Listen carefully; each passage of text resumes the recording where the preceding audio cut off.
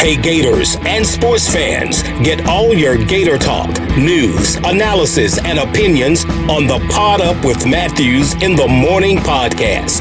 Find us on your favorite podcast platform or watch us on Facebook Live between 8 a.m. and 9 a.m. every weekday. Pod Up, because we are Gator fans. So say it's great to be a Florida Gator. Good morning and welcome to a Tuesday edition of Pod Up with Matthews in the Morning from the Crime Prevention Security System Studios. Large enough to serve you, small enough to care. It's Tuesday. That means we'll have good old buddy Martin here in just a second. We were supposed to have the Hall of Famer Lisa Raymond join us. She's now a professional tennis coach. Conflict came up. She's training one of her girls.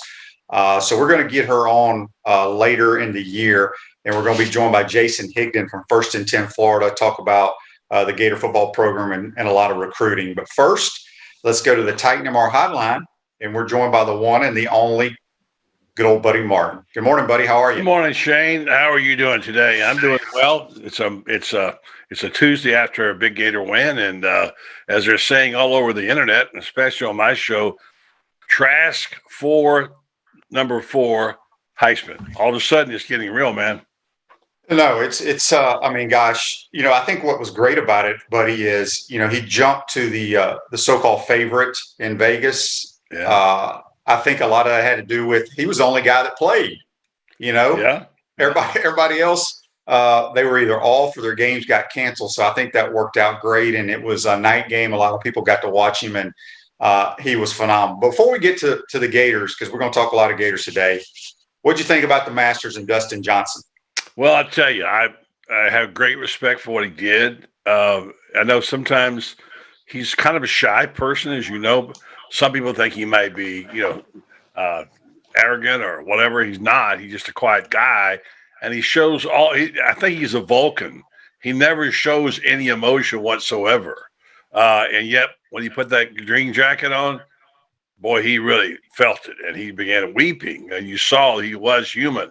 He didn't play like a human being, but he was human. I think it's a great win for Dustin. That puts the crowning achievement on his. And now who knows how good he could be. This guy's an amazing player, an amazing athlete. And what he did was he made it boring.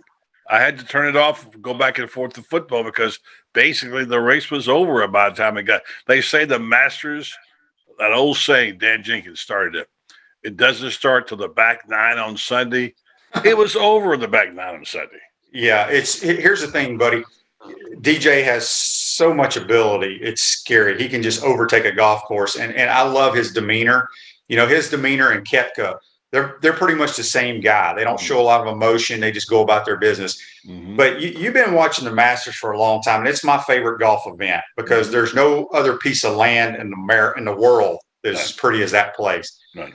But and I love the par 5s because it's feast or famine. You hit a good shot, you're going to be rewarded. You hit a bad shot, you can be penalized. But they have got to grow the rough up. I'm talking like U.S. Open, 4 or 5 inches to keep these scores down. Do you agree with that? No. You don't? No, because number one was November, Shane. It wasn't April. Well, they don't grow the rough in April either. No, but it gets a little longer than the tournament. I mean, I don't want to change the Masters. People keep wanting to change it. The great thing about the Masters, and I covered 34 of them. Started going a long time ago. Evan Pope taught me about that, how great an event it was. It was my favorite event for many years. The problem is that the equipment makes things different. The players are bigger and stronger, although it didn't help my man too much this past weekend, and we'll talk about that later. I say leave it like it is for this reason. When I walk in those gates, when you can walk in the gates, when you walk in the Masters, usually after a Final Four weekend, going to Augusta, when the world was crazy, everything was in the perfect place in Augusta. It was always about 98% the same, whether it's the pimento cheese sandwiches, the old Quonset hut we used to cover it, whether it's was Amen Corner or whatever. It's just that place that doesn't change. I don't want Augusta to change. Let the players change or the equipment change or whatever. The rough has never been there. It's not a U.S. Open. It has enough nuances. You just got a freak golfer who had a great week and played great. But the guys that came course is different. The golf course is different. The second place guys shot 15 under par. They shouldn't be shooting that score either. I agree with that from the standpoint of bringing it to his knees, and I think they would tweak it some. But you never know about the weather. You can't play in the grass. You don't know. But would never want to see a U.S. Open rough in Augusta. In fact, maybe not U.S. Open, but just grow it just a little bit so when the guys do spray it, the ball still doesn't sit up. Yeah. Actually, Tiger said that on the third day. He noticed how the rough was longer.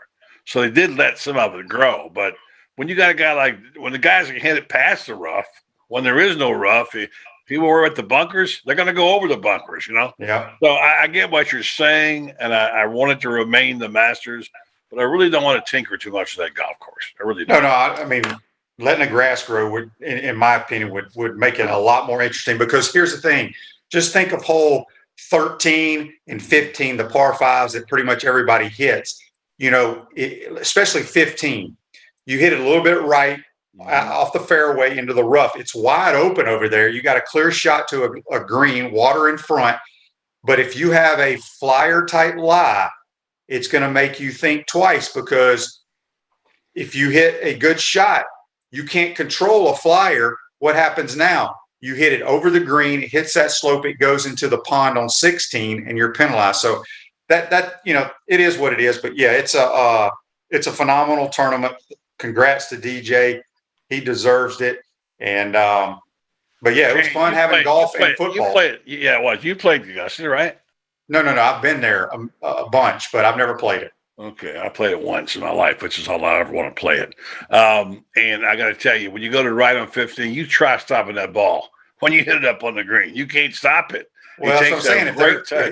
If you're in the rough, it'd be impossible. So anyway, enough golf. I know people want to talk Gator football, but it was fun to have the Masters in college football and NFL football it was. all on at the same time. Yeah.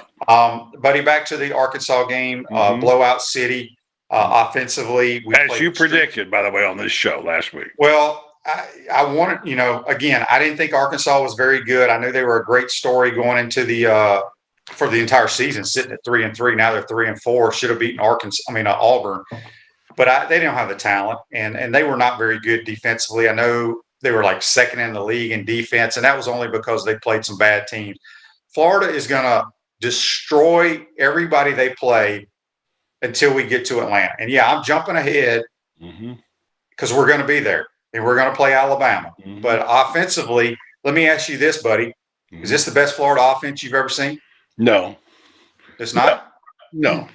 I still think Spurrier's offense was better than you. In terms of the passing game, with the sophistication of the routes, what they can do to a defense, even with a simple play like we saw with the wheel route, etc., and the touch that Kyle puts on the football. And I had Terry Bradshaw talking about it last week on the podcast.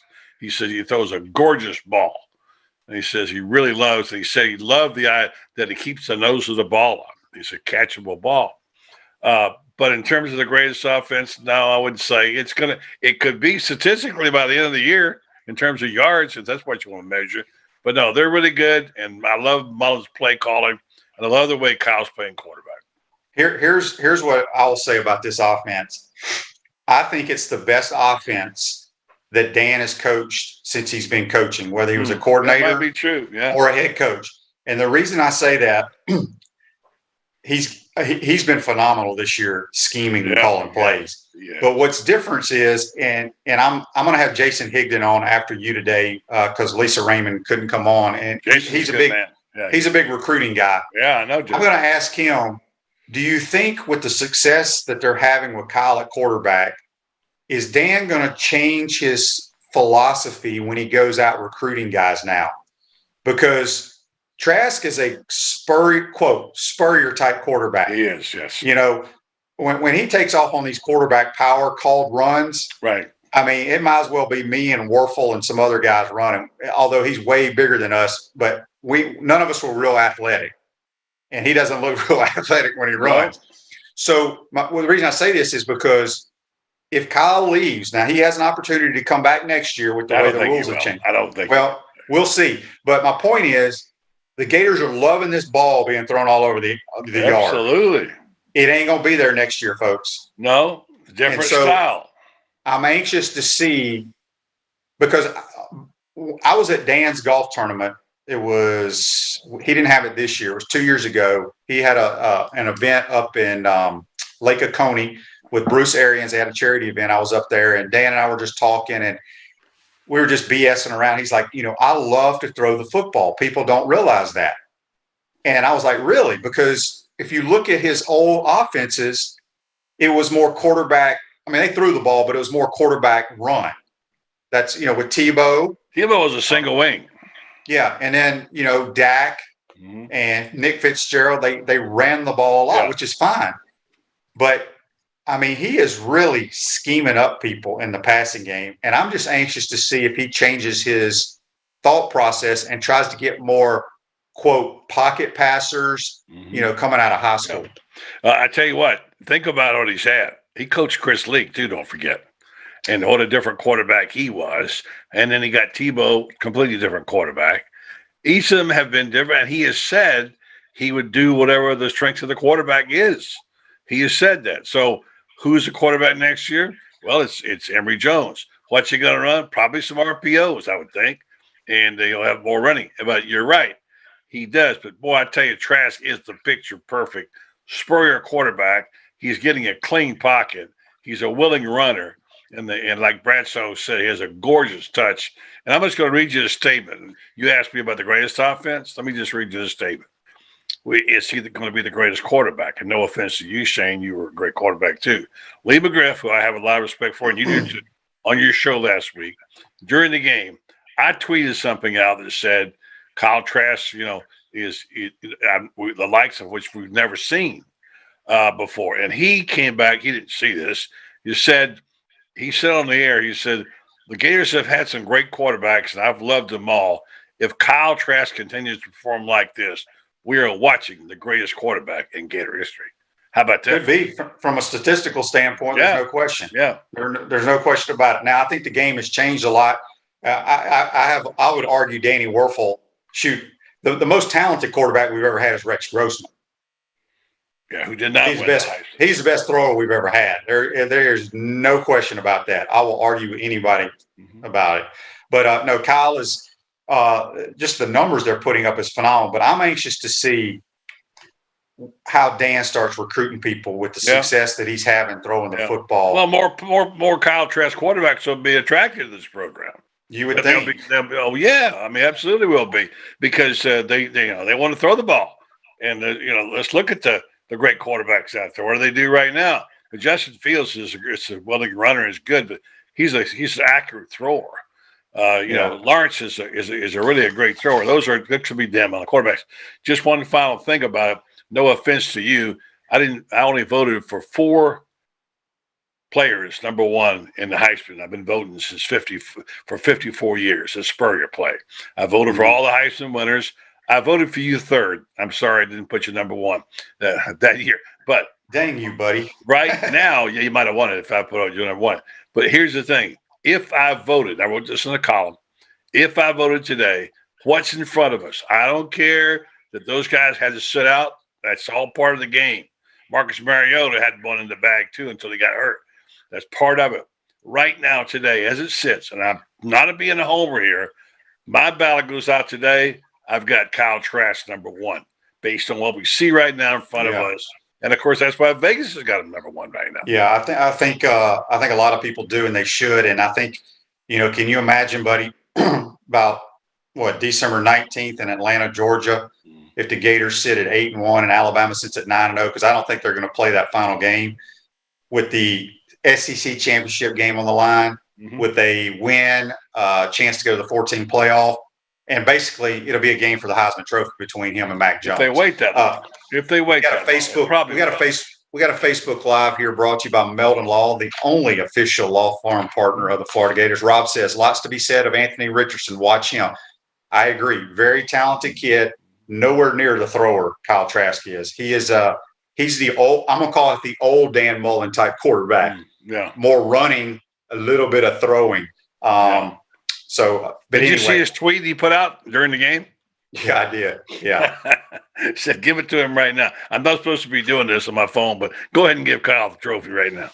Yep. Here we go. At Chris Doring Mortgage, they do mortgage lending right, helping home buyers throughout Gainesville and North Central Florida. Call Chris Doring Mortgage today at 352-244-0840. We have another Facebook Live here brought to you by Meldon Law, the only official law firm partner of the Florida Gators. Trey says, I wish we could go and fast forward to the Bama game. I'm scared that COVID-19 and injuries will mess up what should be a classic SEC championship game. All right, let's just let it be, okay? I mean, we always want to change these things. I said to you this morning, a question, is COVID becoming somewhat like lightning delayed games that sometimes never get resumed?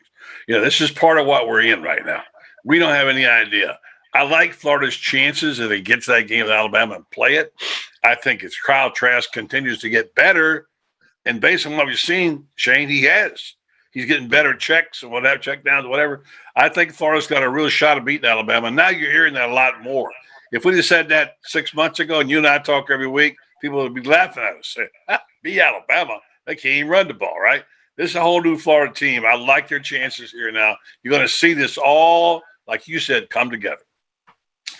Yeah, I mean, it'll be a one for the ages if they both make it there unscathed from here on out. And it's unfortunate that it won't be a packed house, but it is what it is, and we'll move forward. Now, let's talk before we let you go, buddy. Will Muschamp was let go at South Carolina. I don't think it surprised anyone. Well, it surprises me a little bit because of the world we're in right now, and with so many programs losing so much money. He had a huge buyout. I think $13 million or something. Who do you think will be the next coach at South Carolina? I don't know. I hear Napier, whatever. I've heard everything from Napier to Spurrier Jr., whatever, and such. Some people even try to promote Steve, HBC, to be the. You might ask him when you're doing the show, which I know he thinks he can coach again, and he could, I think, but that's probably not the way they're going to go. I think it's kind of open right now. I don't think Hugh Freeze is going to do it. I just think he's got a commitment. And by the way, Hugh Freeze can hang on one more year, have his choice of several jobs, some of them better than what they're having in Columbia. Who knows? Maybe Michigan. Well, here's the thing about South Carolina, and take nothing away from what Coach Spurrier did there, because he did wonders. I mean, he's the all-time winningest coach. They had 3 straight 11-win seasons. But are they really going to compete? And I say no. They're going to win on a good year, maybe 8 games in a regular season, but they're going to be around that 6 or 7 win mark for the most part. But I would go out and I would hire an offensive guy, whether it's Hugh Freeze. Yeah. Now Hugh's already, like you said, he may want to go to a different league because he was at Ole Miss. Yeah, they upset some people here and there, but they never competed. They were fun to watch. That's what it's going to be like coming to the East now with Florida and Georgia. They ain't going to have a chance of winning. So Billy Napier, I hear that. Now, I think he's a good coach, but he is a run-oriented offensive guy. I mean, they run the football at Louisiana Lafayette. Good point. That ain't going to work. You got to find some dude that's going to throw it around the ballpark. Yeah, I agree with that. And by the way, just so everybody remembers, South Carolina is not Alabama, as you point out. I mean, it's pretty arrogant to think they can go in there and win 10 games. What Spurrier did there will never be duplicated. Never happen again. Never. Will never happen again. Can I just say one thing before we go real fast? Please stop. We're not ready to go yet. Oh, okay, go ahead. We got a Facebook Live here brought to you by Meldon Law. Rob also says, we must get better in the defensive secondary for Bama. Tighten up Todd. And you were talking about, before we went on the show, you had some comments about Todd Grantham. Well, I'm doing a column this week on it. And I'm beginning to wonder, and I asked Urban this on the podcast, which, by the way, don't know if I can just plug it. It's called The Best Fridays in Football, Urban Meyer and Terry Bradshaw. You can check it where you get your podcasts. Sunday, I hope to get big enough to get Shane Matthews on, but we haven't got there yet. So yeah, I think. What was the question again? I'm sorry. Well, they're worried about our secondary, and they say tighten up Todd Grantham. Yeah, okay, Todd Grantham. I'm a little tired of Gator fans ripping on Todd Grantham. Mm-hmm. He's got a gambling defense. He's trying to get the ball back for for his head coach. He's going to get burned because of the kind of defense he plays. I talked to Urban about him this past weekend. He likes him very much, and he knows that Dan likes him very much. And yesterday in the press conference, I asked about, I asked Dan about it, and what's the deal? And I'm sick and tired of these fans saying, "Go get Will Muschamp and replace him." Praise Todd Grantham. Why? I mean, how many points has Will given up the last 3 games? 100 and something, or more. Yeah. I mean, look. I mean, look at the league. Look, everybody's giving up points. This is an offensive year for the reasons we discussed. Defenses can't tackle, whatever. I'm just sick and tired of people saying, fire Todd Grantham. By the way, he wouldn't be out of work for about 5 minutes. Bring in Will Muschamp. Put this in your article for me, please, because it drives me bananas. And I understand it's your team. You have an orange and blue jersey on, sitting in the stands or sitting at home, and Felipe hits a deep ball for a touchdown. You ain't gonna shut out people anymore. Here's the other thing: you have to realize Arkansas, Georgia, whoever's on that Gator schedule, they pay their coaches. They go and watch tape. They get the same tape as Dan Mullen and Brian Johnson and those guys, and they do have scholarship athletes. My point is, they're going to make plays. And for anybody that gets upset when we give up a pass play or somebody is open, think back and go, well, maybe they got pretty good coaches over there, because our guy is getting dudes wide open for our quarterback. So my point is, that's what coaching is. Coaches they're going to watch tape. Players are going to make plays. And so when the other team makes plays, tip your hat to Felipe on those throws he made the other night. They were beautiful throws, great catches. Did we have great coverage at times? Yes, times no. But look at what Arkansas did. We had guys running wide open against their DBs. You can't shut people out, and people are going to complete passes. That is just the nature of the game. I'm with you 100% on that. And I just say to you, what was the best defense in the SEC 2 weeks ago? Mississippi State, I think, or Arkansas. No, it was Georgia. Oh, Georgia, yeah. Okay, how many did the Gators put on them? A lot. 45, whatever it was, 44. And so now, should Kirby fire himself because he gave up 44? No. Okay, that's my point. No. I mean, it's just, I don't think people realize we're going to give up we're going to give up points. We may not give many up this week against Vanderbilt. They're just not very good at all. Yeah, they're not. But we're having all these people talking about how Grantham scares them and Todd's giving up too many points. You know what? It's always something like that. And I get this, your fans. Okay, they can do their thing and have their message boards, and they can complain. I finally we're not hearing about how terrible a recruiter Dan Mullen is all of a sudden. We've been hearing that for 2 years. I mean, look, folks, enjoy what you have right here in front of you in a team that could be a Final Four, and your defensive coordinator is just fine. Dan Mullen is very happy, and you know this, Shane. Your offensive defensive scheme got to mesh. Right? They got to mesh. Not one individuals. Dan likes the way Grantham plays defense. Would he like them to make some more plays? Of course. They get burned sometimes. But maybe they'll get better. I think they already are. For me, if I'm going to tee it up right now down the stretch, I'm happy to have Todd Grantham on defense. Yeah, they're fine. It blows my mind how people get so upset with the defense when they see what we're doing to other defenses. It's going to happen to our defense. It's impossible to cover people man to man these days. It's just that the athletes are too good and the quarterbacks are too good. Refresh your vehicle and your brand with a vehicle wrap from Wrap Spot. November is your lucky month at Wrap Spot. Mention promo code Shane and receive 13% off your vehicle wrap. We're going to be joined here shortly by Jason Higdon from First and 10 Florida. No Lisa Raymond today. She's on the road training her tennis player. She's now a professional coach. We will get her on at a later date. Buddy, anything else jump out to you from the press conference yesterday?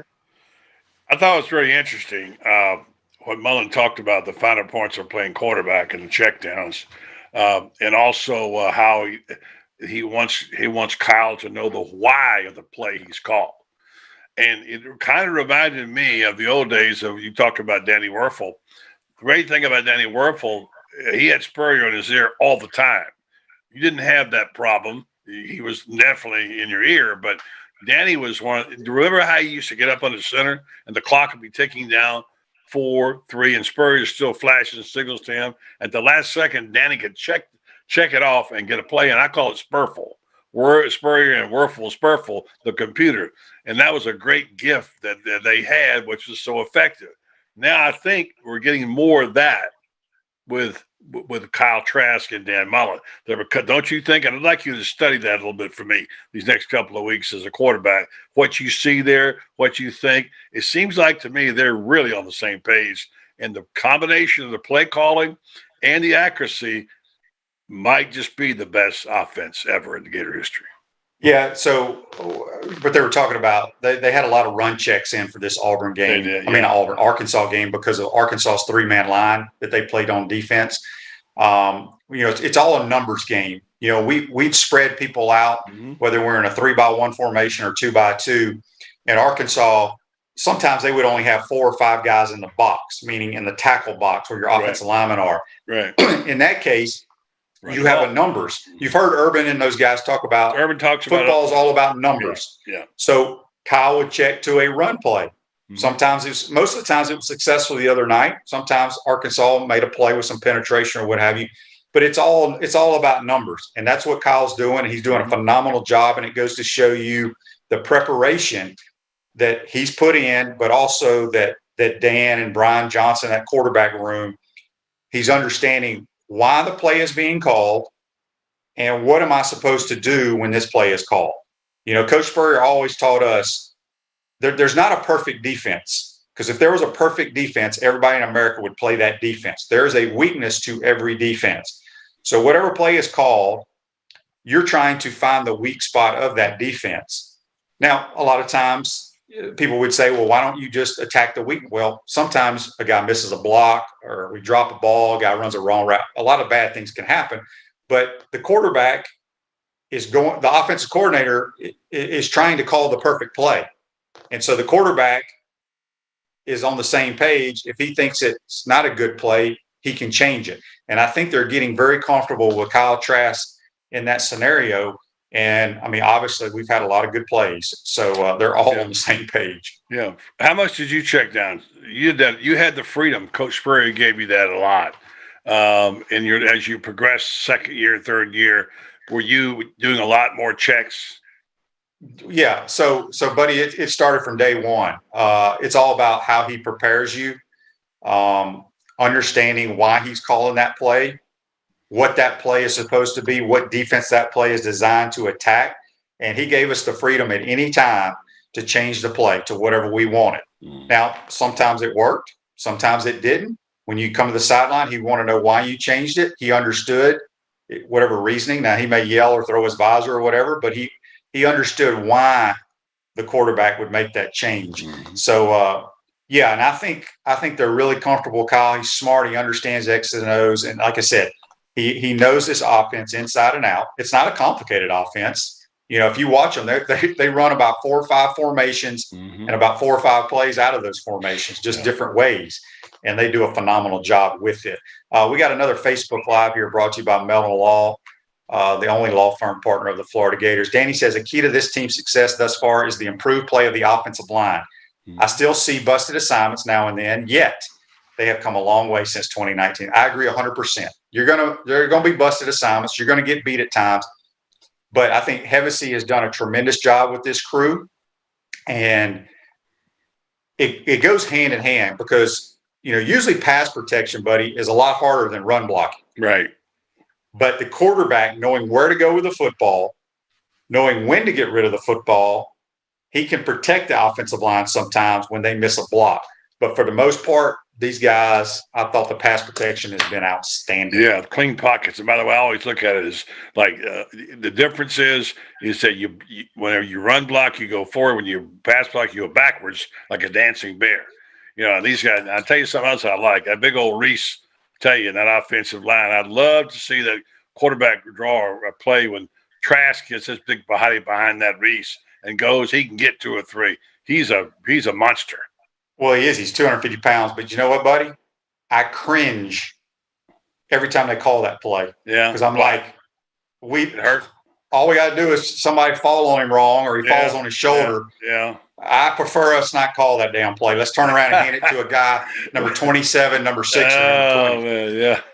6 is looking pretty good, by the way. Well, I mean, I can see what you're saying, but you know what? That's the kind of thing Mullen don't. You know this. Your son plays. Mullen doesn't want his quarterbacks to be timid like that.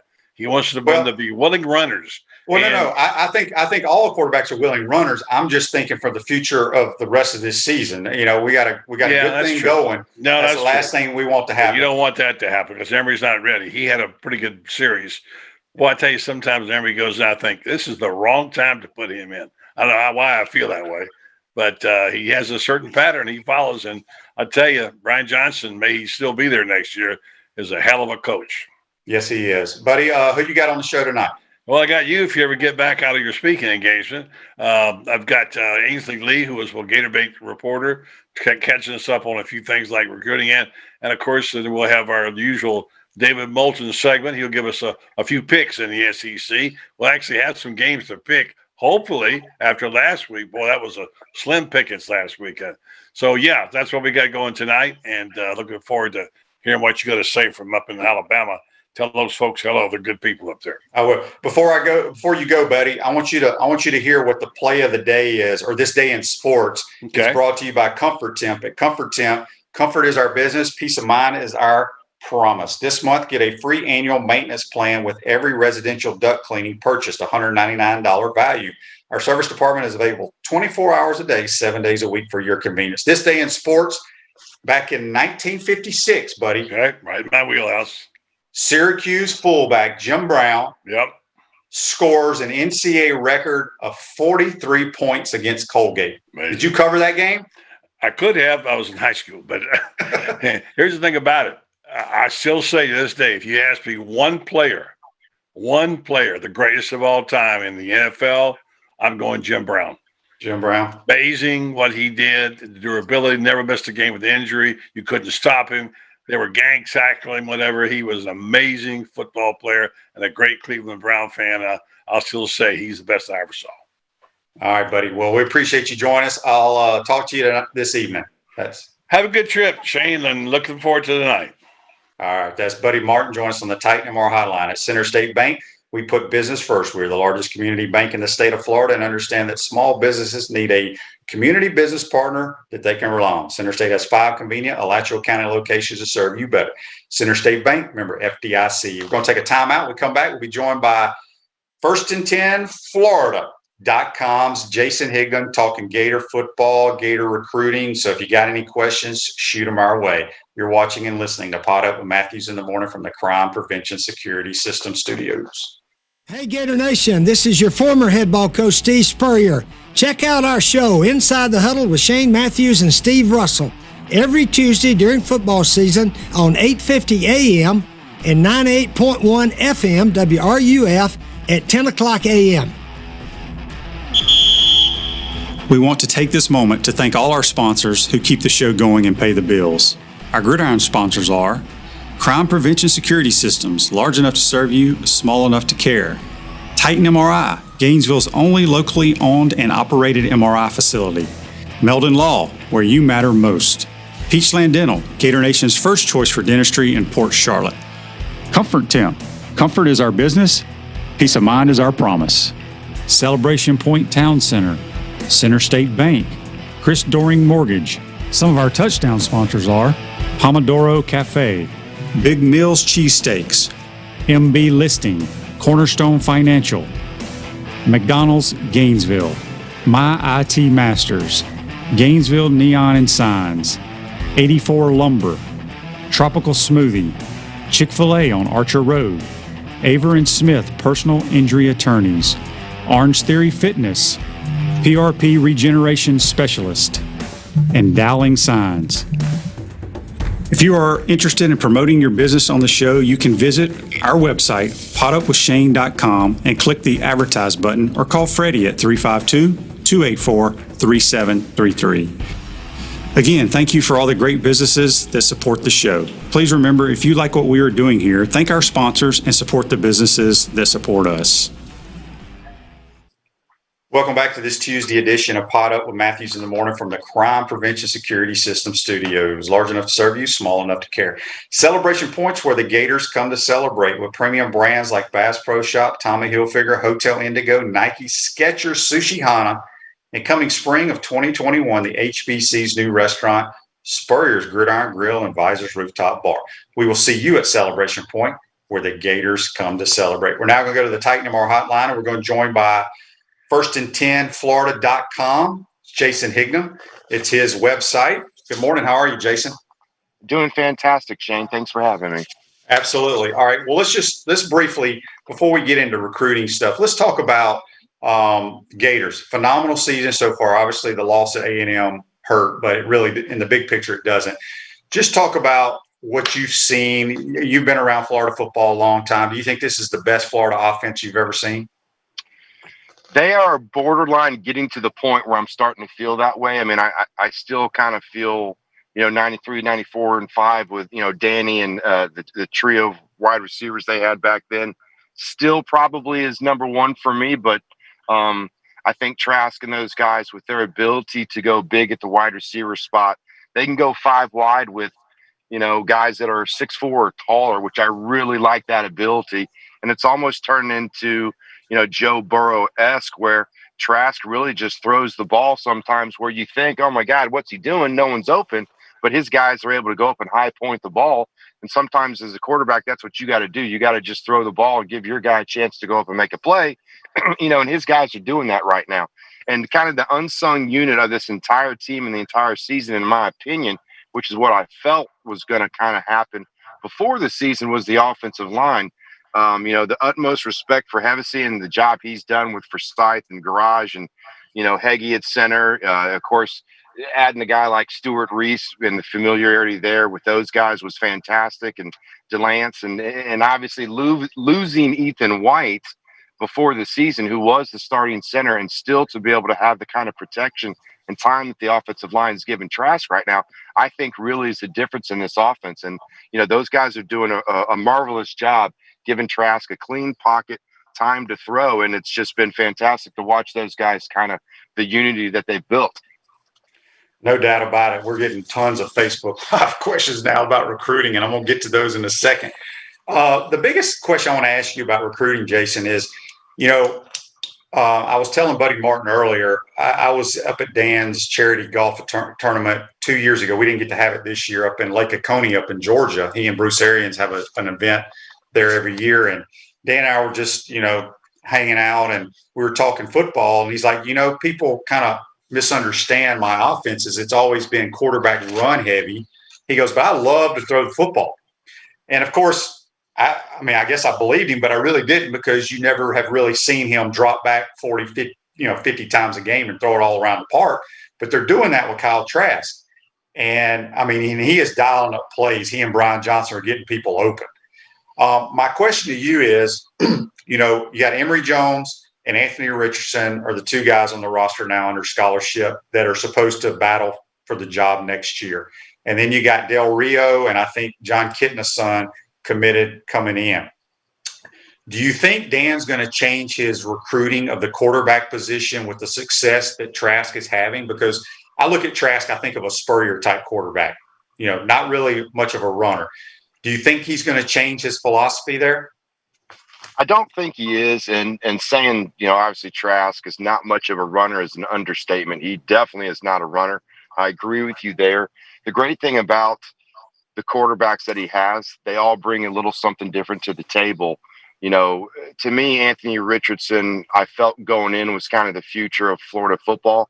I know that Dan has said in the past he's Cam Newton with a better arm, which is obviously high praise for that kid. That kid is extremely athletic. I think he won the dunk contest this year for some of the Florida football players, but he's fantastic athletically.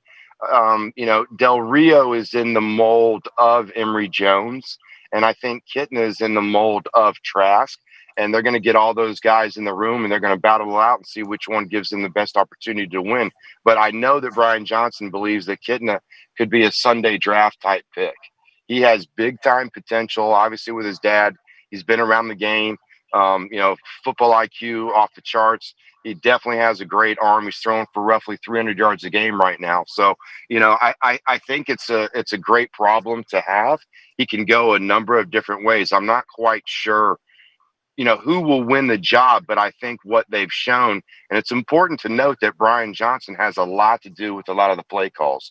It's not just Dan. They get together, they game plan, they scheme, and Brian will call plays during the game and Dan will call plays during the game as well. But they have the ability to go, read option with Emory, Carlos, or Anthony. And then they've got the ability to kind of do what they've done with Trask with a guy like Kitten. So they're really set up for the future quite nicely, I think, in the quarterback room. And, they're looking really good for a kid in Valdosta, a 2022 kid named Ja'Cory Brown, who, arguably is, they believe, one of the top quarterbacks in the country, if not the top player in the country, regardless of position. So I think, at the most important position on the team, which is the signal caller, the future's bright for Florida, and they have a lot of different avenues they can go. Good deal. We're speaking with Jason Higdon here on the Titan Tomorrow Hotline. You can follow him on Twitter at Jason_Higdon. His website is firstand10florida.com. How big I guess, because we have people asking about recruiting all the time, and I honestly don't probably talk enough about it. How big was the win over Georgia when it comes to the recruiting battles?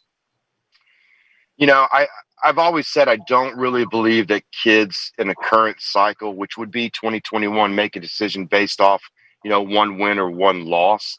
These guys have been recruited now for almost, some instances, 24 months worth. So, a kid like Xavier Sori that's down to maybe Florida and Georgia has seen Georgia win 2 years in a row, and now he's seen Florida win. So it definitely is big from the perception of the players and the families, and basically most of the media, out there, that didn't really feel like Florida was on par with what Georgia was doing since Kirby's arrived in Athens. That's all we kind of hear.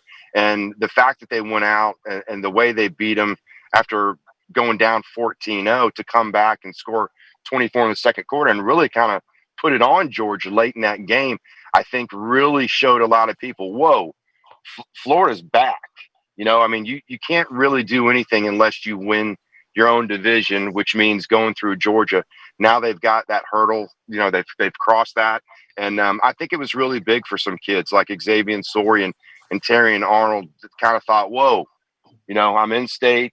Florida's the team to beat now in the East. And so, I think it has an impact as an overall perception of what Florida's trying to do, but not necessarily are we going to see a guy make a decision based off that one win. It might help more for some of the 2022 kids.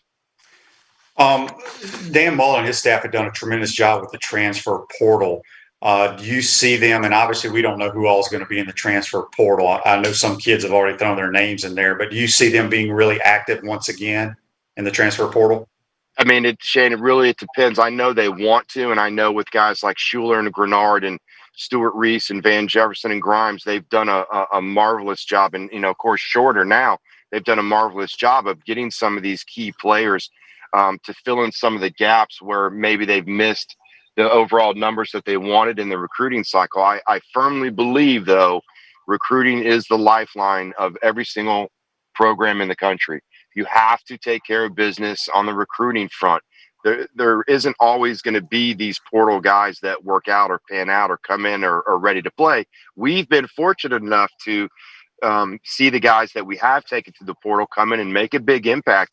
I don't think it's always going to happen that way. So I do know that they like a couple guys and if the numbers work out, they want to leave a spot or two for maybe an offensive lineman or a defensive lineman in the portal. But they have 26 commitments right now. They're looking good for 3 more guys with Sori Arnold and Bryce Langston, which would put them at 29. There is going to be a little, I call it NRA, natural recruiting attrition for the guys on the site. They hear me say this all the time. There's going to be some kids that probably don't make it in, which will, give them some room to look that portal direction. So we just, like you said, need to see, who's available. We had a Facebook Live comment here. You just kind of hit on it. John wanted to know about Bryce Langston and Arnold and Sori. he also wants you to compare the 20 and the 2021 classes. Is there a way to compare those guys right now? Well, I mean, we need to see him get on campus and kind of see what they can do. I mean, I like Bryce Langston. 2 years ago, he was committed to Florida and he was ranked as one of the top 5 players in the country. Maybe falling off a little bit from that kind of pace that he was on after his sophomore year. But when you look back at, last year's class and you talk about guys like Princely and Dexter and Jalen Lee and Lamar Goods, that's 4 fantastic big D linemen. Okay. So now you fast forward to this class, and now we're talking about guys like Christopher Thomas Jr., who most people don't talk about. Dan loves this kid. This kid's 280, 285 pounds, can play inside or outside, kind of, almost like Dominique Easley and Sharif Floyd back in the day when Florida got real big at DN and they had 300-pound DNs. They're very close to, having guys like that again. And then you talk about Desmond Watson, a true, 3-4 nose tackle that tips the scales roughly at 370 on a good day. Then you got Justice Boone and Tyreek Sapp, 2 fantastic strong side DNs who are roughly 270, 280. Boone is 6'5". So you throw in a Langston, give him 5 more big defensive linemen like that, coupled with those 4 guys from last year, and now you're talking about a 10-man front rotation. So I know they want to get bigger. You have to get big and be big on both lines of scrimmage in the SEC, and they're very close to kind of pulling that off. So I'm very excited about the defensive line right now. Jason, when you look at the running back position, the 3 guys that got playing there right now, all of them bring a little something different to the table, and they're being very successful. I get people asking all the time on my show, 5-star Lorenzo Lingard, why is he not getting playing time? And now they're going to have, I think it's Bowman, the kid from Lakeland that's transferring from Clemson. He'll be in the mix next year. I guess from your standpoint, you've covered these guys. Will Lingard ever get into the rotation? And how good is this Bowman kid? Not to downgrade Lorenzo's talent. I think he has a tremendous amount of talent. I know, early in his career, he had a knee injury down at Miami. I get a lot of people actually that ask me about him as well. And at best, he's 4th on the depth chart right now. I mean, you played college football, very rarely do you get to the 4th string running back. Right. Unless there's injuries. Okay. So I'm not sure with the running back by committee that we have right now with Pierce and Davis and Wright, if these guys are going to be able to do enough, or, they'll have enough on their resume to be able to leave after this year, maybe test the waters for the draft or whatever. So I kind of envision these guys coming back for another season. Now you're going to throw in DeMarcus Bowman, who was the number 1 target, probably one of the top 3 overall recruits, regardless of position, that Dan and Brian Johnson and Coach Knox wanted from last year. And now he fell right into your lap, and he's back with you where he should have been all along. So I don't envision Lingard being much of a factor, not because he doesn't have talent or potential, but because he's going to be 4th or 5th on the depth chart. It's going to be very tough for him. So Bowman will come right in. He has amazing speed. I know he's bulked up already. So DeMarcus Bowman is going to be a big, big factor in that running back room next year.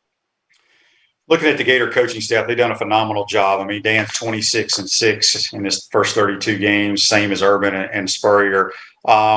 Any chance, or are you hearing anything out there, especially with the South Carolina job opening up? Any chance of anybody on the Gator staff maybe getting a head job somewhere else? I mean, I don't ever want to say never. I never thought Steve Spurrier would leave Florida. And not only did he leave Florida, he went to coach South Carolina, a team that's in our own division. And then you fast forward and Muschamp. Muschamp leaves Florida, ends up at South Carolina also. Could it happen 3 times in a row? Sure, it could. I don't expect that to happen. But, what people need to understand is, while chemistry is a great thing for a coaching staff and for recruiting and for the kids on the team, you want to see some turnover, because that means the guys that the head coach has decided to hire are fantastic coaches. They're doing what they're supposed to do, and other people want to hire them. That's not necessarily a bad thing. So it creates opportunities, for new coaches to come to Florida. So, Brian Johnson is the guy that I mentioned a couple weeks ago on the site that I felt like would be a hot commodity, and there would be some opportunities for him. And I think he'll have some opportunities. Whether or not he takes them, we just have to wait and see. Yeah, and again, when you're having success and you got a quarterback that was, didn't start in high school, we know the whole Trask story. And, some of these owners of these NFL teams, man, they want that young and up-and-coming coach that can develop a quarterback. Do the Gator fans need to keep their fingers crossed that the NFL doesn't come calling for Dan Mullen? I think they do. I could never envision a scenario where Dan would take another college job. But again, I felt that way with Spurrier and Urban for a while. So you can never say never when it comes to coaching turnover. We never know what's going to happen. But I do believe that there's not another college job that Dan would even think about leaving Florida for. But the NFL is a different animal altogether. And I wouldn't be surprised if maybe one day down the road, that's not something that Dan wants to, maybe try to get involved with and kind of see what kind of job he can do at that level. Jason, we appreciate you joining us. Let everybody know how they can check out your information, your website on firstand10.com. Really, it's just go to firstand10florida.com, sign up, premium membership or an annual membership. And we have some of the very, very best Florida insiders that you will find online anywhere. We have a fantastic community in the lounge of guys, and we're there 24 hours a day, 7 days a week, just to answer any questions and basically pretend like you're pulling up a bar stool, grabbing some wings and beer and talking, everything that relates to the University of Florida athletics. Awesome, man. We appreciate you taking the time today. We'll have you back on. Again, it's Jason Higdon, firstand10florida.com. Take care, my man. Thank you, sir. All right, joining us on the Titan Tomorrow Hotline. We're going to take our final time out of the program. When we come back, we're going to wrap this thing up. You're watching and listening to Pot Up with Matthews in the Morning. This is Shane Matthews. Thank you for listening to Pot Up with Matthews in the Morning. You can also check me out on Inside the Huddle with Steve Russell and the head ball coach Steve Spurrier. Tune in every Tuesday during football season on WRUF 98.1 FM, 8:50 a.m. at 10 o'clock in the morning, or find us on your favorite podcast platform.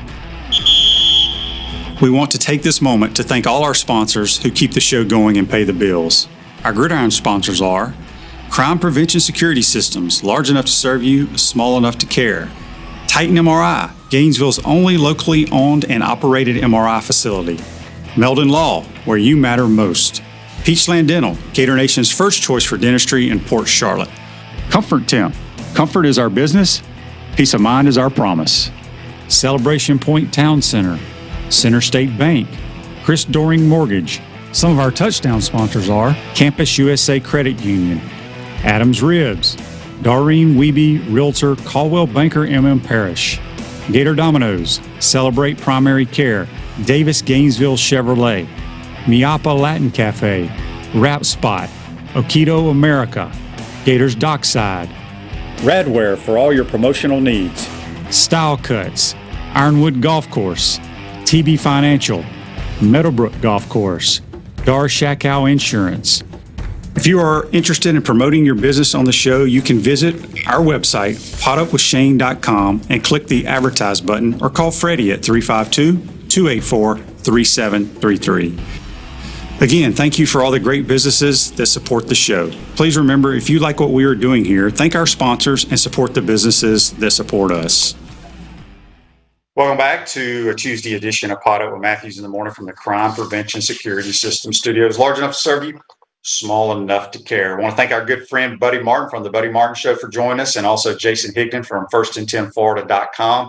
Jumping in, we had Lisa Raymond scheduled, but she's the Hall of Famer is busy training her professional tennis players. Something came up, but we will get her on again, no doubt about it. Folks, make sure you follow and like us on Facebook Live, YouTube, Spotify, and Apple Podcasts. Want to thank Rob Wentworth for his 200 stars. I know people keep telling me what that means, but I still don't quite understand it, but we appreciate it, Rob. Today's show's a wrap, brought to you by Rap Spot. Be safe out there, folks. We will see you tomorrow.